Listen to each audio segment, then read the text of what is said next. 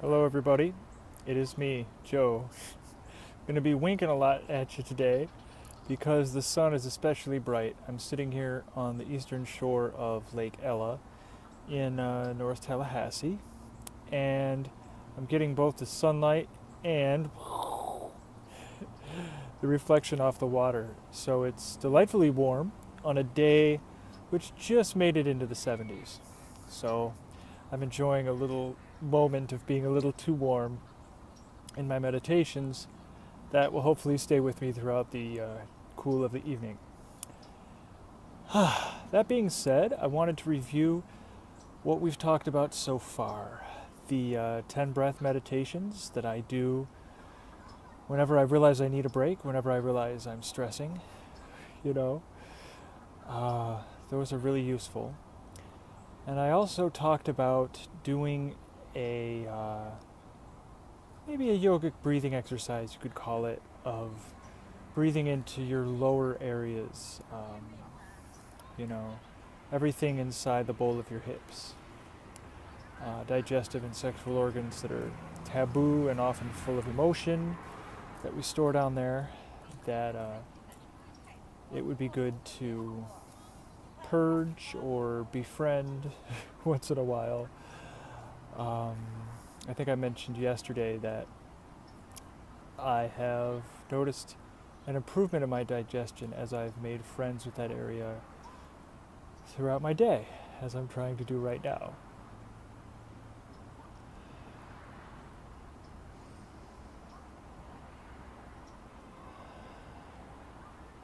There's something very calming about that. Many of you will know of the fight or flight mechanism. Many of you know that lots of complementary therapies and spiritual practices are designed to calm you down, to take you out of fight and flight, to take you out of fear. However, you may also know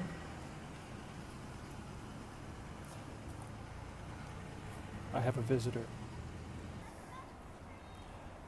Welcome back. I had a young gentleman run through here with a stick, slaying dragons and climbing mountains, and distracted me for a minute.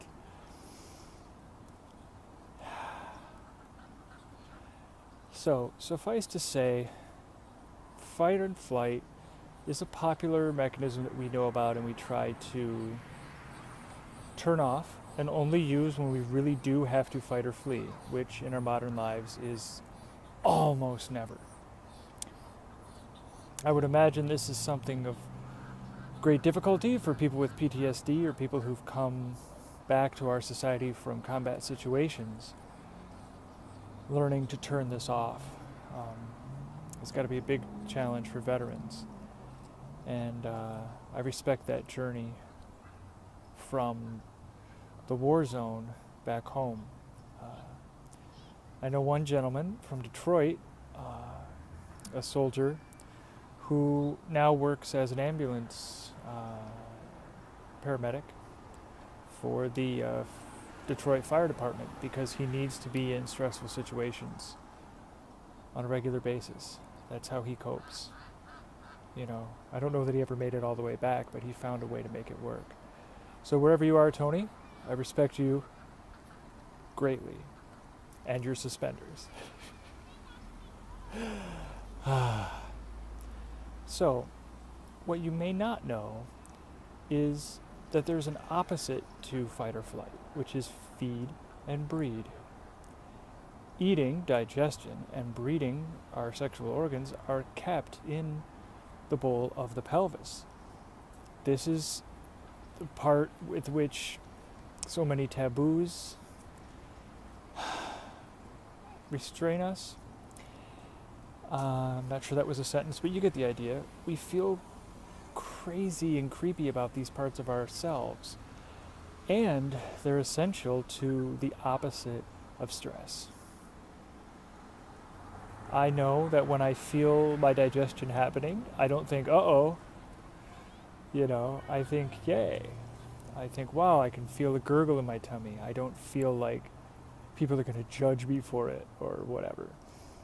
Every part of digestion and sexuality has been judged wrong by our culture so much that we don't even talk about it. We just assume that it must be true. We just assume that those things are wrong. And if you were to question someone who challenged you for farting or for telling a dirty joke, they would just say, well, that's how it is. Everybody's like that, don't you know? So, my advice to you all is to dig deep into those areas with your breath. I was speaking yesterday about following with your hands down to the top of the pelvic bone where you can actually feel your lower abdomen expand and contract.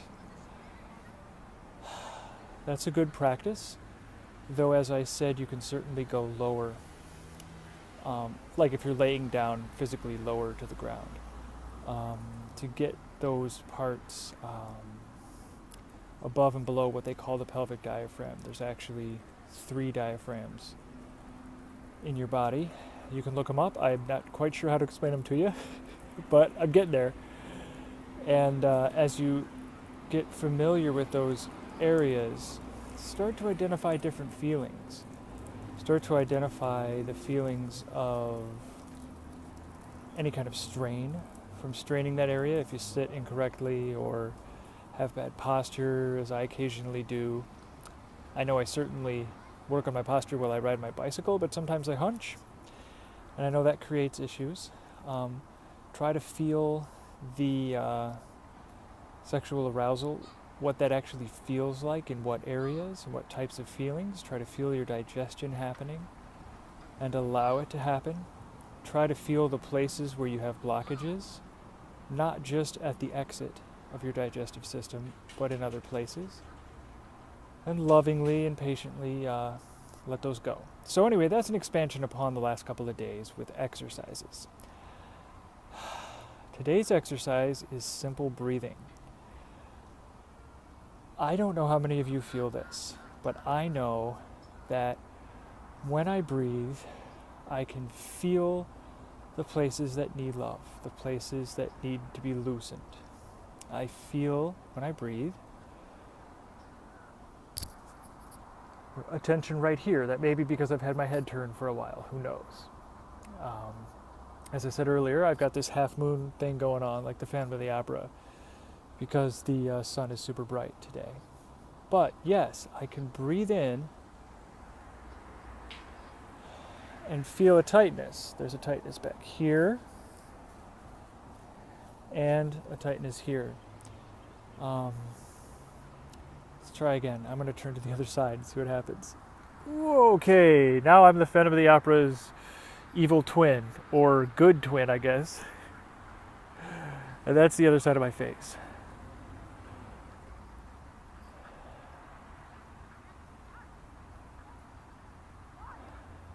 That time I had to breathe a lot deeper because I just relieved the part of me that was tired of being twisted for, this video says, about 6 or 7 minutes so far.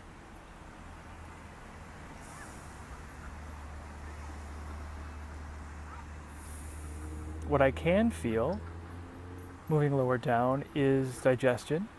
I can certainly feel the dinner I had about half an hour ago, where I stuffed myself silly on all kinds of tasty vegan food.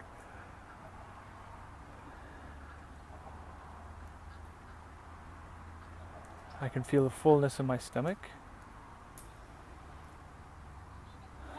Deeper down, I can feel a need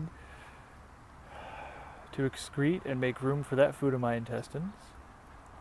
Out with the old and in with the new.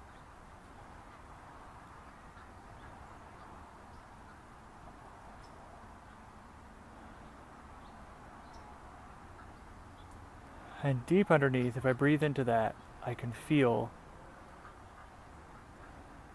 a certain amount of arousal and excitement from deep in what they call the root chakra, the sexual organs in the anus. I'm not entirely sure, and those of you who know can tell me. Some people put the excretory organ in one chakra, the root chakra, and have the sexual organs in the creative chakra, the second chakra right above the root chakra. That feels right to me, but there's also a certain rootedness to the sexual organs, especially the ones that are very close to the perineum. So, do your research, let me know what you think, and comment on this video. As you go throughout your day, when you breathe, feel your breath fill you up. And as it does, pay attention to those tight places that it points out to you. Pay attention to those places that need love and attention, or maybe just a switch of sides once in a while to keep everything happy. Your body loves to move. Your body does not like to sit still, and certainly not sit still while bearing weight. So, feel these places and recognize what gifts you need the most. And please give yourself these gifts in whatever beautiful ways you can. Hey there, it's me, Joe, back to you with some more of the golden hour. I've just finished a couple of short meditation sessions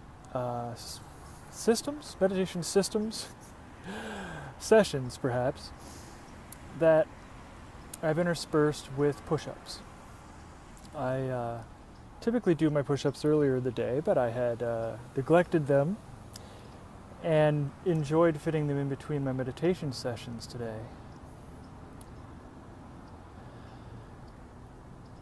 What I like about it is it's enough to get me not quite breathing as hard as cardio, not raising the heart rate quite that much, but just a little bit.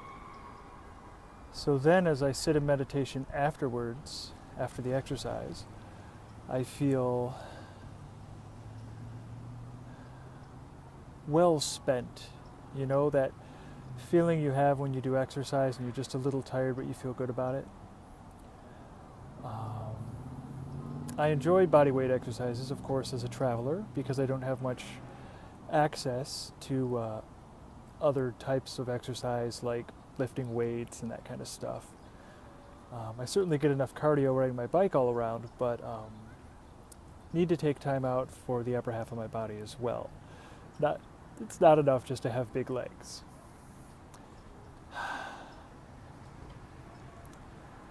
So, when you're meditating, if you want something different, if you want some variety, try something, whether it's doing a set of squats. You don't have to use any weight, just squat up and down long enough and you'll get tired. Or you can do push-ups, sit-ups, whatever your favorite exercise is, you know. Jumping jacks, I suppose, would be good for this, to really get your heart going. This type of body awareness, in addition to just feeling very good, as you can tell I feel very good right now, this type of body awareness can lead into one of my very favorite meditation types, called heartbeat meditation. When you are just getting done with exercise, you could typically feel your heart beating in your chest, right? If you're really exerting yourself. Over the years, I've learned to feel my heart beating in my chest even when I'm not exerting myself, even when I'm at rest. But a great place to start is right after a set of exercise, and to take turns. Do some exercise, do some meditation back and forth a couple times. See if you can really feel your heart beating in your chest. If you're going to give that a shot, I highly recommend patience and holding your breath.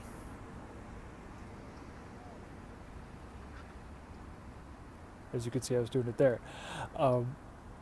When I hold my breath, I can feel my heart beating more easily within my chest, because I'm not feeling the physical sensation of my breath going in and out. So,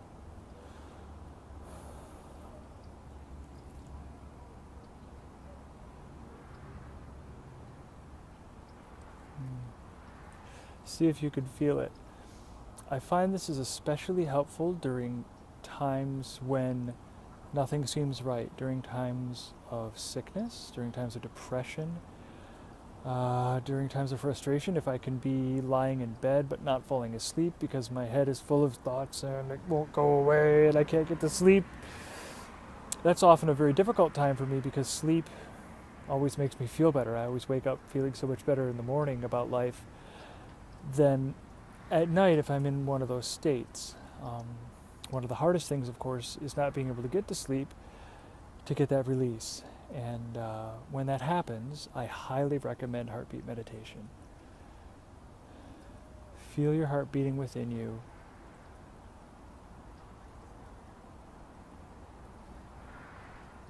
And smile, because your heart loves you. Your heart, no matter what kind of a mood you're in, is always taking care of you. Every second of every day of your whole life, your heart loves you and is just selflessly there for you. So if you feel lost, or if you feel frustrated, or if you feel stressed, depressed, abandoned, whatever it may be, give it a shot. See what your heart has to tell you, and see what love is always in there. Focus on that, on just the sensation of your heart and nothing else. Maybe, just maybe, this will give you what you need. Maybe you'll wake up and it'll be the next morning and you'll feel better.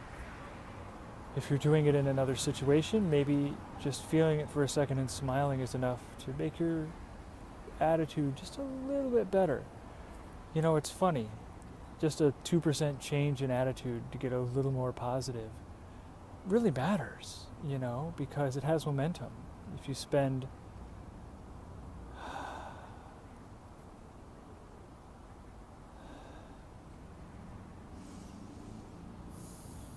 do you see?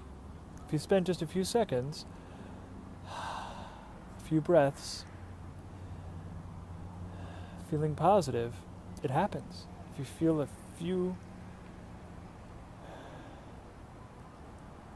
just a few percent better when you breathe in and you just hold that positive state, even if it's not an incredibly positive state, even if it's just a little bit more than it was,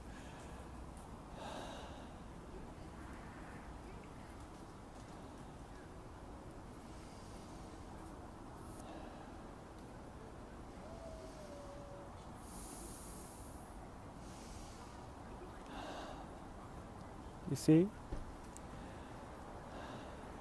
Even if you hold a state that's just a little bit positive, just a little bit above the dividing line between positive and negative, like 51% positive, if you hold it for a while, that momentum of staying positive makes it easier. It's like me riding my bike downhill. Not very hard to do once you get a little push in the right direction. And that's what you need to do, is just hold yourself in that positive place.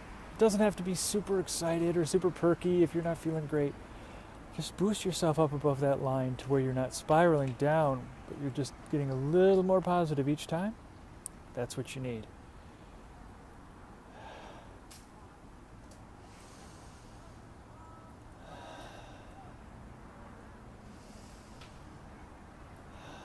Find something in each breath to feel good about.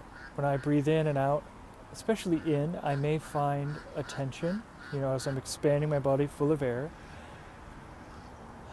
Areas here, I'm trying to stretch them out right now, but they're still tense in my shoulders or wherever else. They're going to be tense. They may remind me of emotional tensions or old stories that I haven't let go of. There's a little bit of my country coming out. Anyway, you'll see that I have fun with language. Regardless, when I breathe in, I may feel a tension, I may feel an emotion attached to it. You may see it in my face as I breathe.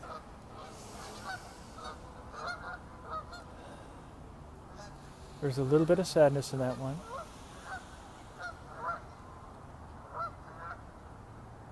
There's a little bit of victory, but some tiredness in that one.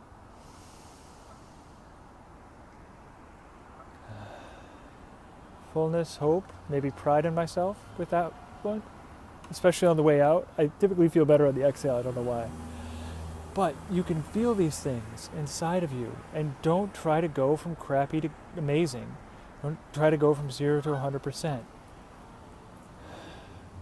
Just being more positive than not, and staying there and letting it cycle over and over again will eventually give you a boost. It won't be so hard to stay there because you'll be there, you'll be cycling it, you'll be putting in effort, and it won't be so hard to stay there anymore. You might be able to get up a little higher.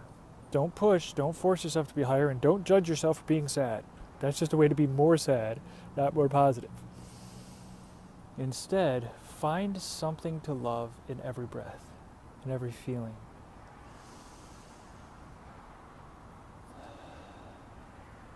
Some tightness, some resignation.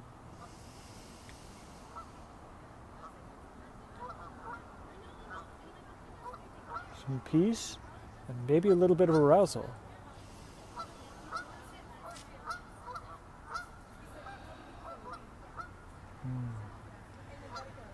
Relaxation and satisfaction.